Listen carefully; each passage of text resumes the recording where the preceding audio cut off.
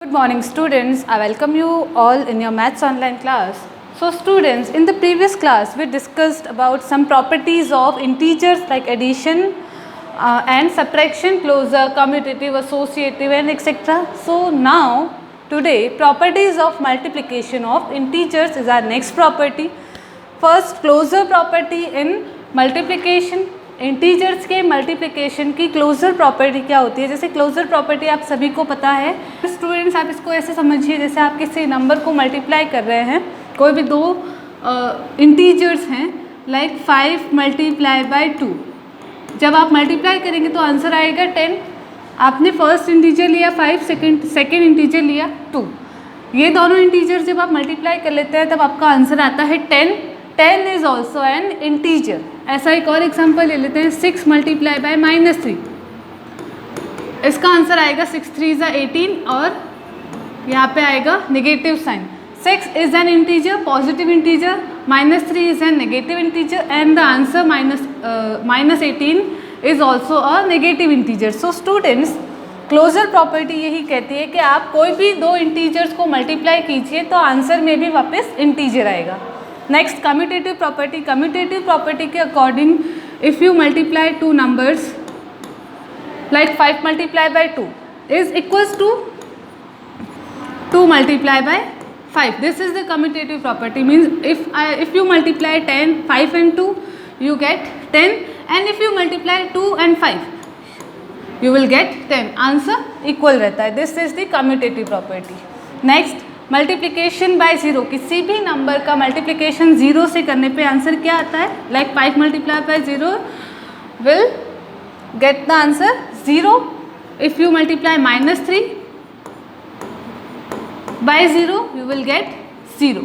This is the multiplication by zero property. Next multiplicative identity. Students, multiplicative identity property में if you multiply an integer by 1, any integer you multiply by, that means आप किसी भी number को 1 से multiply करेंगे, answer में आपका वही इंटीजर वापस आ जाएगा। जैसे 5 multiply by 1, 7 multiply by 1 is equals to 7, -2 multiply by 1 is equals to -2। इस तरीके से students, this is the property of multiplicative identities. Associative property, इसके अंदर कोई भी 3 नंबर्स लेने होते हैं। फर्स्ट ऑफ ऑल आप ले लीजिए 1 मल्टीप्लाई 2 मल्टीप्लाई 3। अब आप इनकी पोजीशन चेंज कर देंगे। जैसे if you multiply 1 multiply 2 multiply by 3, यहाँ लेफ्ट हैंड साइड में पहले आप 2 3 = 6 करेंगे। ब्रैकेट पहले सॉल्व होता है। 6 multiply by 1 will give you 6 and if you multiply 1 multiply by 2, 2 1 = 2 multiply by 3 equals to 6। That means associative property भी मल्टीप्लिकेशन के लिए एप्लीकेबल है। इसके बाद स्टूडेंट्स, नेक्स्ट सबसे इंपॉर्टेंट प्रॉपर्टी है आपकी commutative property, sorry distributive property. This is the very important property for the multiplication, distributive property.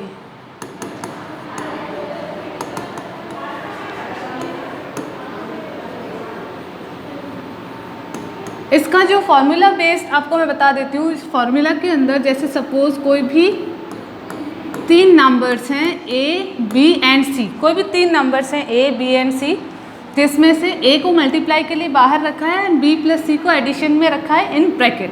तो इसको सॉल्व करने के लिए आपको directly A multiply B plus A multiply C करना है। That means you have to distribute this A on both the numbers.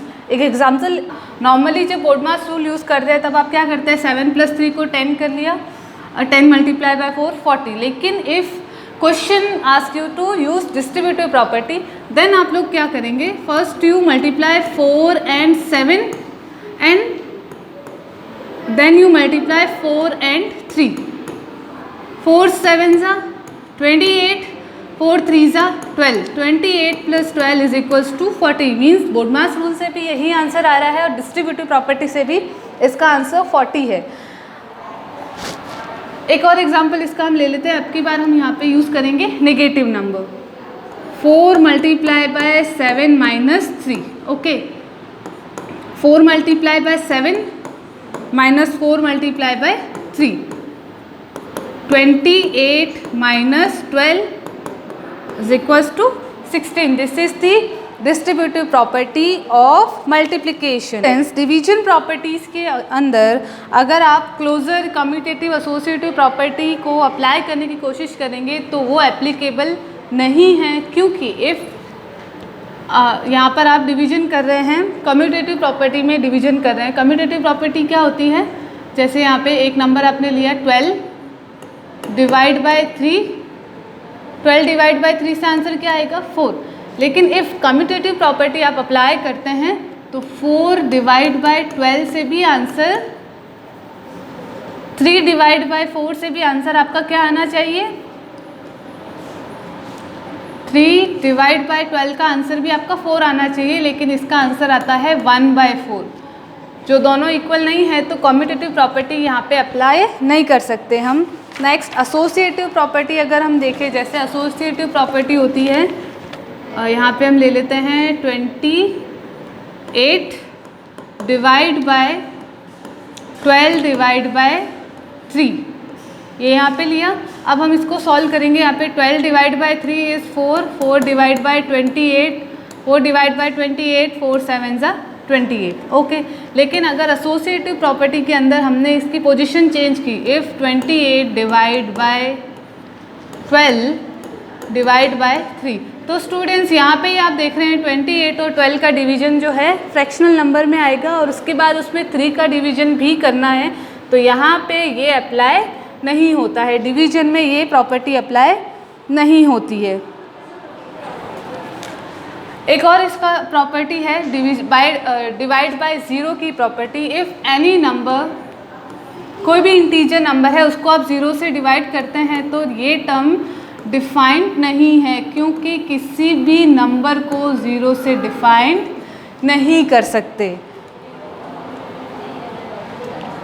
Next आपकी इसके अंदर प्रॉपर्टी आप देख लीजिए, अगर आप किसी नंबर को 1 से डिवाइड करते हैं तब आंसर में वही इंटीजर वापस आ जाता है, यानी किसी भी नंबर को, इंटीजर नंबर को आप डिवाइड कर रहे हैं by 1, then you will get the same integer back.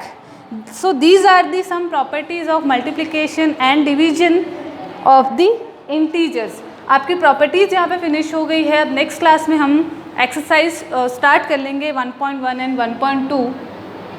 Students, ये जो प्रॉपर्टीज़ हैं ये सबसे इम्पॉर्टेंट प्रॉपर्टीज़ हैं फॉर इंटीजर्स, जो आपके जो नेक्स्ट फॉरवर्ड क्लासेस आएंगी लाइक 9, 10, 11, 12, उसमें भी आपके ये बहुत यूज़फुल रहेंगी। सो आप इन वीडियोस को, प्रॉपर्टीज़ के वीडियो को ध्यान से देखिए, कम से कम 2-3 बार इन प्रॉपर्टीज़ को देखिए, उसके बाद आप खुद अपने एग्जाम्पल सेट कीजिए इसके।